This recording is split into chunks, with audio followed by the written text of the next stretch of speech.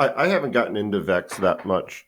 And as you were describing it, I was trying to kind of place out in my mind what exactly is the relationship between the SBOM and VEX.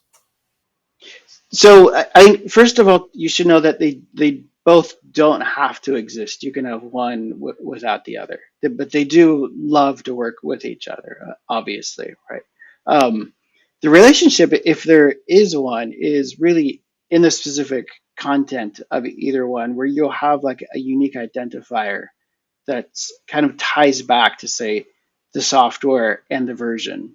And then over here in VEX land, you can then point back and say, hey, this unique identifier, which represents this piece of software with this library and this version.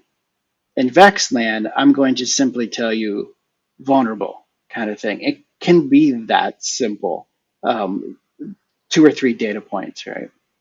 As explained to me by someone from Cloud Native Security at the Cloud Native Security Conference, was SBOMs have always just been a stepping stone to get the formulation right of how things are packaged together. VEX was the eventual goal of like, how do we take the standardized form and make something useful out of it? So as everyone ran around for a better part of a year saying, how do we make SBOMs? How do we make SBOMs?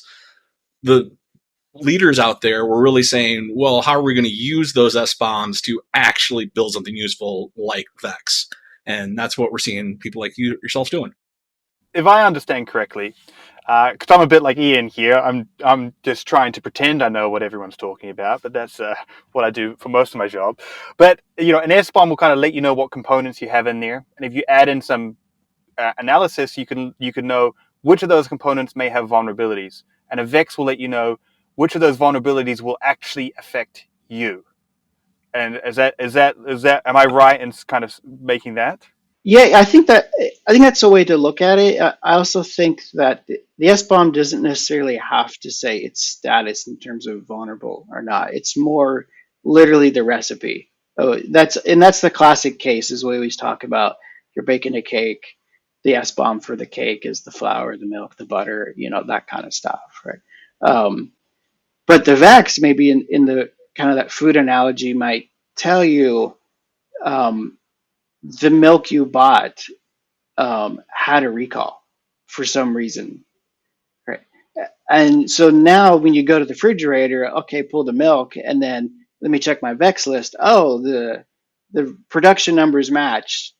This is bad milk. I better go back to the store and get milk that's not bad, kind of thing.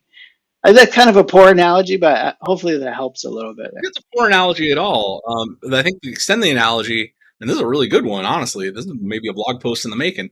SBOM can tell you if the milk's expired, like if it's a very old version that you probably shouldn't be running anymore, or if the milk has been, a VEX will tell you if it's been recalled by the manufacturer. I really like that analogy. I think that's solid.